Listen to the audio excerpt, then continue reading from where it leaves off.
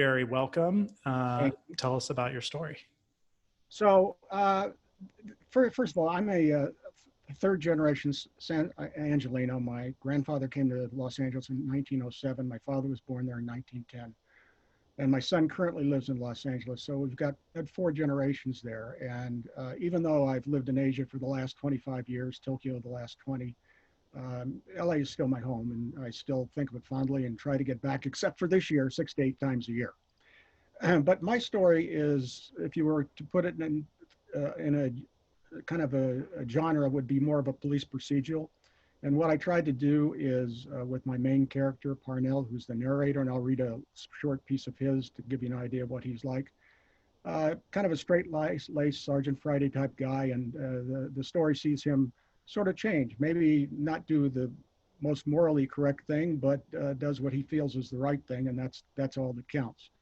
But first of all, before I read it, what I want to do is, Cody, thank you for taking the interest in my story. And I have to tell, it's great to be in the company of all of you.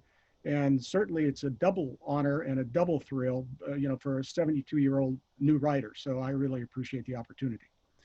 So this is towards the front of my story. And Enrico, this is a nod to the Dodgers here. So this is Sergeant Parnell at the beginning of the story. The Dodgers had blown a 2-run lead in Game 3 of the National League playoffs, and the Giants scored 4 in the ninth to win the game 6-4 along with the pennant. The Dodgers choked, but I think they lost the series in Game 1. They pitched this Jewish fellow named Koufax and lost 8-0. He throws fire, but he's a little edgy on control and gets hurt a lot. In my opinion, they ought to dump him before the '63 season starts. The phone. It's always the phone that brings you out of orbit. I picked up on the second ring. Parnell, homicide.